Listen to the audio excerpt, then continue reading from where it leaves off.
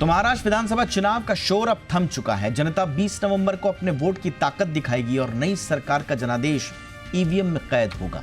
लेकिन इस बार सियासी दलों की अजीबोगरीब खिचड़ी से पॉलिटिकल पंडित भी कंफ्यूज नजर आ रहे हैं। पिक्चर 23 नवंबर को ही क्लियर होगी। जनता का जनादेश महायुति को मिला है या फिर एमवीए को, ये बाद में समझा जाएगा। लेकिन सबसे पहले ये समझने की कोशिश करेंगे कि ये जो खिचड़ी पकी है, खासतौर से महाराष्ट्र में, ये खिचड़ी आम जनता को समझ में आ रही है या नहीं, या वो भी कंफ्यूज्ड है। साथ ही साथ झारखंड के रण पर भी बात होगी खास मेहमानों के साथ। पहले ये छोटी सी रिपोर्ट देख लीजिए।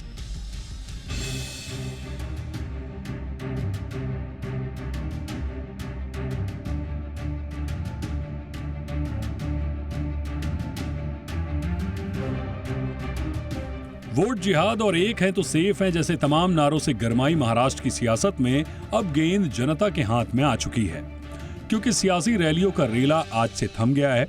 अब इन सियासी नारों के बीच महाराष्ट्र की जनता तय करेगी कि महाराष्ट्र में किसकी बनेगी सरकार और कौन निभाएगा विपक्ष का किरदार। ये तो 23 नवंबर को पता चल ही जाएगा। वैसे तो महाराष्ट्र की सियासी रण में मुद्दे बहुत से उठे, आरोप प्रत्यारोप का दौर भी चला, लेकिन सुर्खियों में एक ही नारा छाया रहा और वो रहा है एक है तो सेफ है वाला बीजेपी का नारा।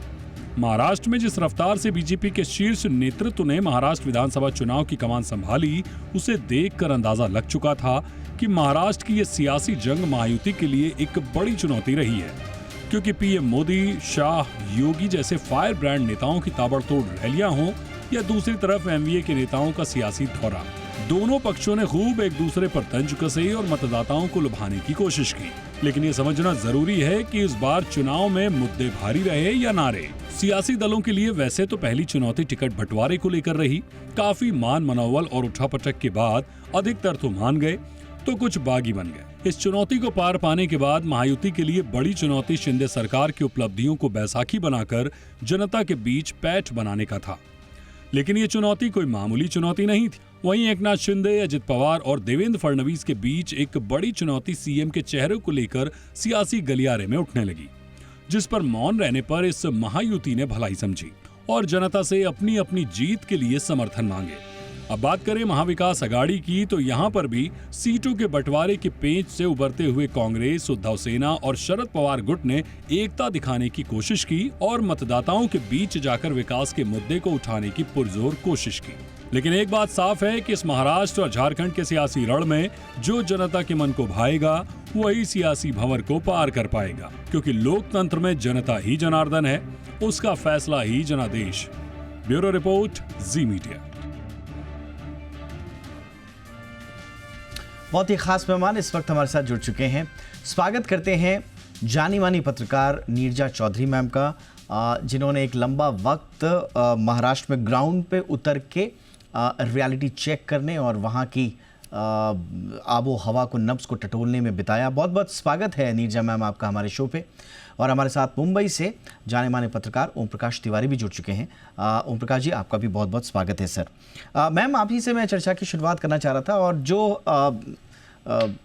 एग्जैक्टली जो टाइटल हमने ये रखा था आज का कि ये जो सियासी खिचड़ी पक गई थी, वो ठीक है, पॉलिटिकल पंडित्स और पत्रकारों को तो ठीक है, एक बातचीत करने का चकल्लस ज़रूर मिला, लेकिन कंफ्यूजन क्या कुछ क्लियर हुआ मैम? ग्राउंड पे जनता को समझ में आया कि एग्जैक्टली कौन किसके साथ है और उनको किसको वोट देना है?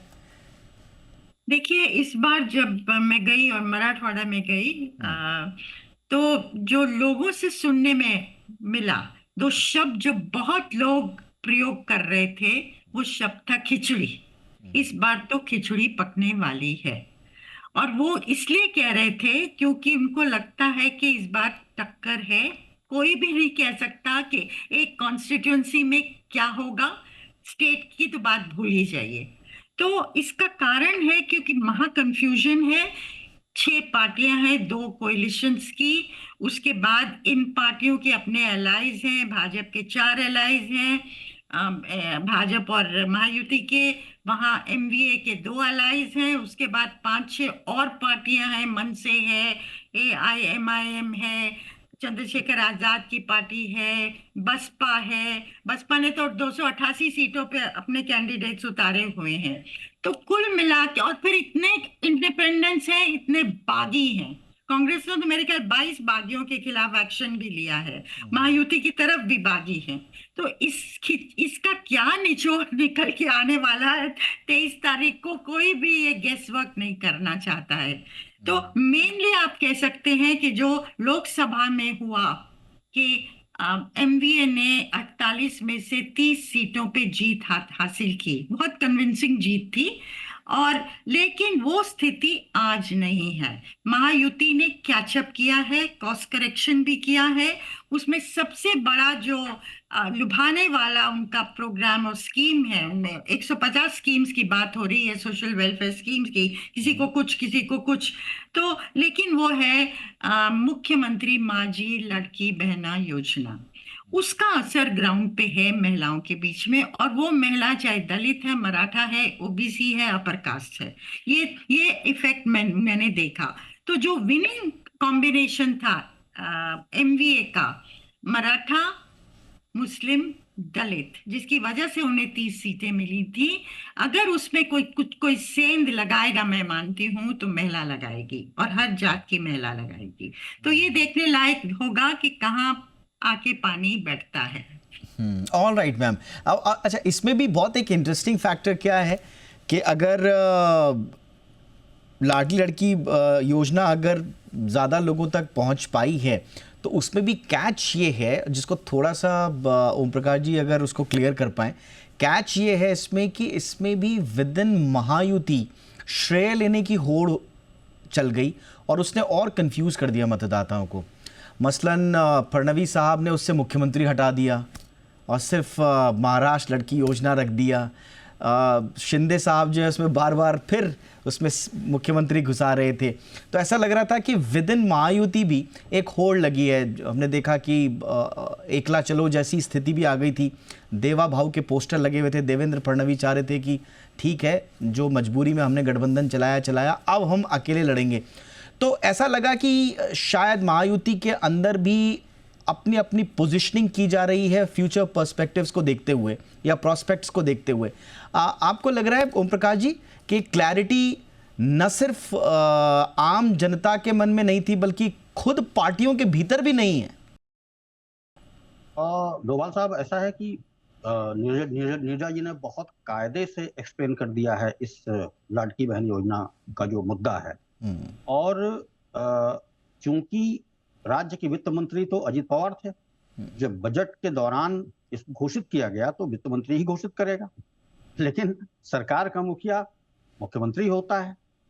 और तीनों पार्टियों में सबसे ज्यादा विधायक भारतीय जनता पार्टी के थे। ये श्रेय की होड़ जरूर लगी। अजित पवार ने तो अपनी जैकेट का रंग बदल दिया, गाड़ी का रंग बदल दिया, जो उनके प्रोग्राम्स होते थे उसका बैकड्रॉप गुलाबी रंग से होने लग गया था। लेकिन सबको लगा, तीनों दलों को लगा कि ये मध्य प्रदेश की तर्ज पर, मध्य प्रदेश में इस तरह की योजना सबसे पहले शिवराज सिंह चौहान लाए, और उसने उनको इतना लोकप्रिय किया कि वो चुन करके भी आए। ये और बात है कि बाद में उनको दूसरी रिस्पॉन्सिबिलिटीज दी गई, उनको मुख्यमंत्री नहीं बनाया गया, लेकिन एक ट्राइड एंड टेस्टेड फॉर्मूला हो चुका था कि इसमें आधी आबादी को हम लुभा सकते हैं उसके हाथ में। और दूसरी चीज एक और, ना सिर्फ इन्होंने योजना बनाई और उसको धरातल पर उतारना शुरू किया, बल्कि मालूम था इन्हें कि आचार संहिता लग जाएगी तो अगले 2 महीने 3 महीने हम पैसा ट्रांसफर नहीं कर पाएंगे, तो 7,500 रुपए एक साथ ट्रांसफर कर दिए। तो ये बट क्या ये सिंगल योजना महायुति को एज दिलाने में कामयाब रही? नहीं, ये कहा भी नहीं जा रहा है कि ये सिंगल योजना है। आप अगर विस्तार से बात करेंगे तो जो नीरजा मैडम ने कहा कि बहुत ज्यादा कोर्स करेक्शन हुआ है लोकसभा के बाद से, कई नए फैक्टर्स जुड़े हुए हैं। लोकसभा और विधानसभा में जमीन आसमान का अंतर है। उस समय जो मुद्दे उठाए जा रहे थे, संविधान बदला जाएगा, आरक्षण खत्म किया जाएगा, ये सारी चीजें विधानसभा में सब लोग जानते हैं कि यहाँ से ना तो आरक्षण बदला जाता है, खत्म किया जाता है, ना संविधान बदला जाता है। दूसरी एक और जो जवाबी लड़ाई है वो है मराठा और ओबीसी की। वो जितना मराठा को जरांगे पाटिल फैक्टर काम करेगा उतना ही रिएक्शन होगा ओबीसी। ये 20 तारीख को दिखाई देगा। और इसके बाद फिर एक बड़ा फैक्टर जो भारतीय जनता पार्टी और पूरी महायुति के फेवर में जाने वाला है इस चुनाव में कि राष्ट्रीय स्वयंसेवक संघ उसने भाजपा से बिल्कुल अलग हटते हुए कमान प्रचार की अपने हाथ में ले रखी है। ओके। प्रचार की ही नहीं, मतदान बढ़ाने की। वो ये कहें ना कहें कि हाँ आप किसको वोट देंगे, ये कोई बड़ी बात नहीं है, लेकिन वो पहचानते हैं कि महायुति का वोटर कौन है। और ये इसमें इस बार कोई भेदभाव नहीं हो रहा है। ओके सर, ये आपने इंटरेस्टिंग बात बोली। इनफैक्ट संभवतः इन चुनावों में पहली मर्तबा ऐसा हुआ कि आरएसएस की भूमिका पर उतना ज्यादा खुलकर चर्चा नहीं हो पाई। मैम थोड़ा सा आप बताएंगे नीरजा मैम कि आरएसएस का कार्डर, उनकी स्ट्रेटेजी क्या दिखाई दे रही थी? और जैसा सर बता रहे हैं कि उन्होंने कमान संभाली हुई थी न सिर्फ पक्ष में वोट करने के बल्कि वोट परसेंटेज बढ़ाने के भी, ये आपको ग्राउंड पर रिफ्लेक्ट होता हुआ दिखाई दिया? देखिए, इसकी चर्चा लोगों ने की कि आरएसएस इस बार एक्टिव है। लोकसभा इलेक्शन में आरएसएस ऐसा लग रहा था बहुत अनमनापन था आरएसएस में कि थोड़ा सा वो उन्होंने हाथ खींचा था, एक झटका सा देना चाहते थे। और ये यूपी में भी हुआ था, ये महाराष्ट्र में भी दिखा था। इस बार लोग चर्चा करते हैं कि आरएसएस खुले दिल से उतरा है और जो उनका पुरानी रणनीति होती थी, डोर टू डोर जाना, पर्चियां बांटना और लोगों से बातचीत करना, वो फिर से कायम है। ये लोगों ने चर्चा की है। लेकिन एक चीज मैं कहूंगी लाडली बहना योजना के बारे में कि हाल में जो एडवर्टीजमेंट्स देखे जा रहे हैं, जो अगर गरीब महिला से बात करिए, बैकवर्ड महिला से बात करिए, दलित महिला से बात करिए, तो वो उसका श्रेय मेरे भाई एकनाथ शिंदे को देती हैं। कंप्लीटली महायुति की बात वो करती नहीं। और आई मस्ट टेल यू एक और चीज, मैं एक भी महिला से नहीं मिली, हालांकि मेरा इतना एक्सटेंसिव नहीं था, पर जहां जहां मैं गई और महिलाओं से बात की, एक महिला नहीं मिली जिसके हाथ में 7,500 रुपया नहीं आया था। तो सबके यहाँ पहुंच गया था। बहुत एफिशिएंसी से ये किया गया है और पूरे सिस्टम को गैल्वेनाइज किया गया है। और अगर मुंबई में ऑफिशियल से आप बात करें तो वो तो ये कहते हैं हमारी तो जान ही निकल गई, इतना ट्रॉमेटिक था हमारे लिए ये सब करवाना। खैर, पर जो एजुकेटेड महिला है वो ये भी सवाल करती है कि क्या इलेक्शन के बाद ये कंटिन्यू करेगा, क्या ये वायबल स्कीम है, इसके लिए पैसा है कि नहीं, क्या अगर आप इसको कंटिन्यू करेंगे तो और जगह सैलरी कट्स होंगी। बंबई में भी ऑफिशियल ये चीजें कहते हैं। क्या इस कॉस्ट पे कि आप और विकास के कार्यक्रम सफर करेंगे, कोस्टल रोड का सेटबैक हो, इस तरह के सवाल हैं। लेकिन गरीब ऑर्डिनरी महिला के लिए बहुत बड़ी चीज थी। मैं थोड़ा सा मैम मैं चाहता हूँ आपके सामने में एक परिस्थिति रखूं जो आपने जो ऑब्जर्वेशंस दिए हैं। अब उनके हिसाब से मैं एक परिस्थिति ये मान रहा हूं कि फायदा मिला है महायुति को लड़की बहन योजना का, और उसमें भी एकनाथ शिंदे अपने आप को पोजीशन करने में कामयाब हो पाए साइकोलॉजिकली। अब ऐसे में अगर महायुति एज ले जाती है और सीएम बनाने की बारी आई तो क्या एकनाथ शिंदे इस दम पर खुद को दावेदारी अपनी पुख्ता तौर पर, प्रबल तौर पर वो रख पाएंगे, या देवेंद्र फडणवीस वहां पर भी नेगोशिएशंस के लिए कुछ ना कुछ करेंगे? आपका असेसमेंट क्या कहता है? देखिए, ये डिपेंड करेगा आंकड़ा क्या आता है सामने, इसके पास कितने हैं। अभी हाल में जो अमित शाह ओपनली देवेंद्र फडणवीस के लिए बोले हैं, मजबूती से बोले हैं, वो बहुत नई चीज है। और जो ये लाडली बहना का भी जो एडवर्टीजमेंट कैंपेन है वो थोड़ा बदला हुआ दिखता है। उसमें महिलाएं ये कहती हुई दिखती है कि हमें तुमने सुना हमें 2100 रुपये मिलने वाले हैं, सिर्फ 1500 नहीं। और ये किसकी वजह से होगा? ये भाजपा की वजह से, जो कि महायुति की अगुवाई है। वहां शिंदे का नाम, सीएम का नाम कहीं नहीं आता है। लेकिन ग्राउंड पे इसका श्रेय शिंदे को दिया जा रहा है। मान लीजिए अगर, और मराठा फैक्टर, एक बहुत बड़ा फैक्टर उभरा है इस इलेक्शन में, जरांगे पाटिल की वजह से है, जिसका फायदा उनका विड्रॉल जो कैंडिडेट्स का हुआ है उसका फायदा एमवीए को जाएगा। लेकिन ये फडणवीस को, देवेंद्र फडणवीस को आगे करना, पिछले दिनों में ये फीलिंग देना कि वो सीएम हो सकते हैं अगर आंकड़े भाजपा के फेवर करते हैं, तो मराठा के मन में एक सवाल उठ गया। इसका मतलब है शिंदे नहीं बनेंगे, शिंदे जो कि मराठा हैं। तो क्या ये मराठा इतना बड़ा फैक्टर इस समय महाराष्ट्र में है? क्या भाजपा ये रिस्क ले सकती है कि शिंदे को नहीं बना के? गृह मंत्री ने ये कहा है शिंदे जी को कि आपको याद होगा कि हमने आपके लिए इतना सैक्रिफाइस किया, बट अब आप भी थोड़ा सैक्रिफाइस करिए।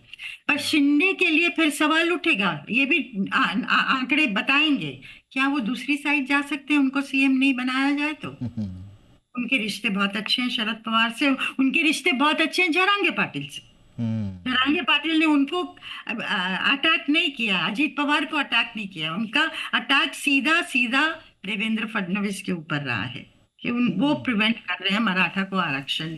इस इंटरेस्टिंग सवाल को लेकर मैं चलता हूं ओम प्रकाश जी के पास। ओम प्रकाश सर, हाँ जी, अगर नहीं बनाया शिंदे को तो क्या ऐसी पॉसिबिलिटी है कि, क्योंकि ये थ्योरी बहुत प्रबल रूप से चर्चा में आ रही है कि हो सकता है शरद पवार दोनों शिवसेना गुट्स को एक साथ मिलाकर बोल दें कि भाई अब जितना हुआ डिफरेंसेस साइड करो, और उद्धव ठाकरे को ये बताएं कि जैसे बाला साहब ठाकरे ने पॉलिटिक्स की, अब आप वैसी पॉलिटिक्स कीजिए, अब आप बैठिए, शिवसेना संभालिए पीछे से, आगे आप शिंदे को रखिए, मुख्यमंत्री बनाइए और let's enjoy the government formation. क्या ऐसा पॉसिबल है?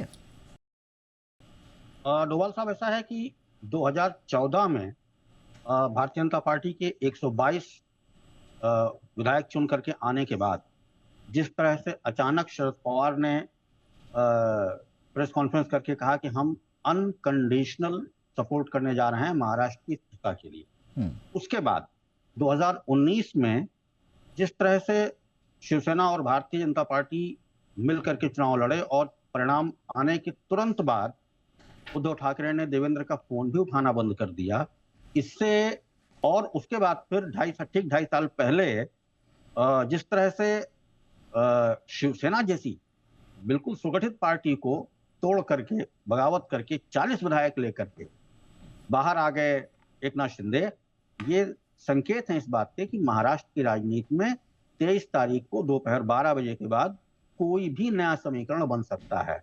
ठीक, दिलीप वलसे पाटिल अजीत पवार की पार्टी के बड़े सीनियर लीडर हैं, उन्होंने भी इस पर संकेत दे दिया है कि चुनाव परिणाम आने के बाद नए समीकरण बन सकते हैं। ऑलराइट सर, मेरे पास वक्त की थोड़ी सी कमी है, मैं अपने आप को रोक नहीं पा रहा हूँ नीरजा मैम आप दोनों से ये पूछने में कि शरद पवार फैक्टर इस बार कितना इंपॉर्टेंट होने वाला है। नीरजा मैम संक्षेप में। देखिए, शरद पवार बहुत सबसे बड़े नेता हैं, आज एमवीए के तो हैं, महाराष्ट्र के हैं, बहुत अनुभवी हैं, 50 साल का अनुभव है, और क्या कार्ड वो खेलते हैं, मान लीजिए क्या वो दोनों सेना को मिला सकते हैं, भाई सब चीज आंकड़े पे डिपेंड करेगी, कौन कितना लाता है, इस समय स्पेकुलेट करना ही मुश्किल है। लेकिन क्या वो डार्क एक जैसे कहते हैं ना वाइल्ड कार्ड भी ला सकते हैं? क्या Supriya Sule first women chief minister हो सकती हैं as consensus candidate? We don't know, Uddhav भी बन सकते हैं, शिंदे भी बन सकते हैं। मान लीजिए एमवीए के पास नंबर्स कम है, क्या अजीत पवार वापस जा सकते हैं? क्या वो सीएम बन सकते हैं? आज तो सबसे कमजोर कड़ी हैं वो, कुछ नहीं कहा जा सकता। लोग सही में कह रहे हैं कि खिचड़ी पकने। एब्सोल्युटली मैम, ऐसा लग रहा है कि जितने सवाल हैं उतनी ही परिस्थितियों को हम अपने सामने कुछ भी होते हुए देख सकते हैं। जितने सवाल उभर रहे हैं ये सब कुछ डिपेंड करेगा कि नंबर्स क्या हैं जो आप दोनों कह रहे हैं। अब देखते हैं कि 23 तारीख को क्या रिजल्ट आता है। बहुत सारी बातें आप दोनों से करनी थी, वक्त इतना ही था। Thank you so much Neerja ma'am, वक्त निकाला आपने, बहुत बहुत शुक्रिया। ओम प्रकाश तिवारी सर, आपका भी वक्त निकालने के लिए।